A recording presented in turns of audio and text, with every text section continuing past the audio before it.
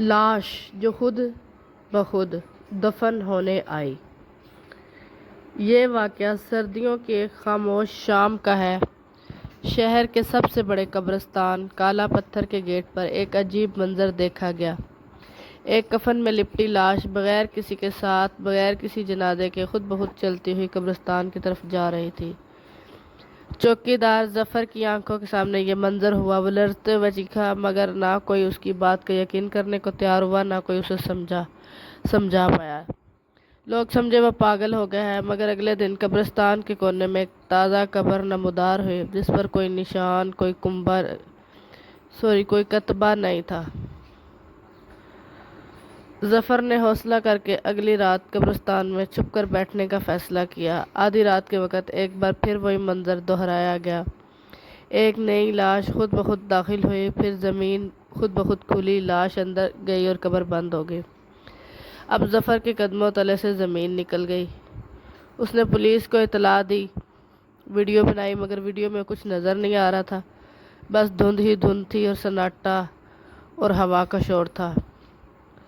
روزانہ رات کو ایک نئی لاش خود بخود چلتی ہوئی آتی اور 3 دن 3 قبریں، نہ کوئی رشتہ دار، نہ کوئی جنازہ، نہ کوئی کتبہ۔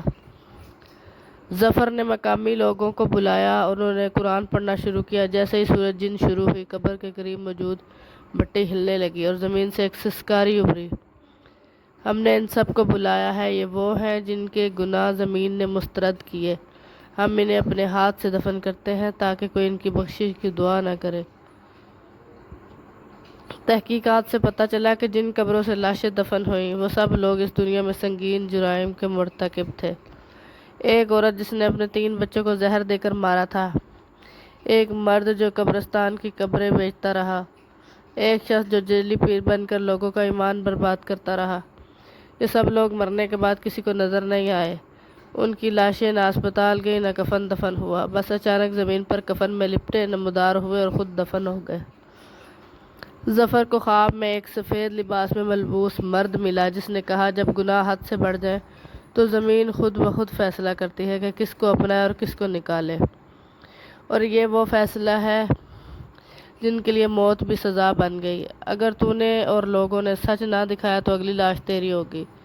ظفر نے سب کچھ میڈیا کو بتایا، مگر کوئی بھی قبر کی خود بند ہونے والی ویڈیو نہ بنا سکا، اور ہر رات کیمرہ خراب ہو جاتا یا پھر دھند سب چھپا لیتی۔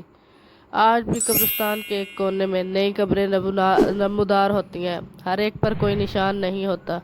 لوگ کہتے ہیں کہ جب گناہ حد سے بڑھ جاتے ہیں تو انسان کی آخری رسومات بھی اس کے گناہوں کے تابع ہو جاتی ہیں۔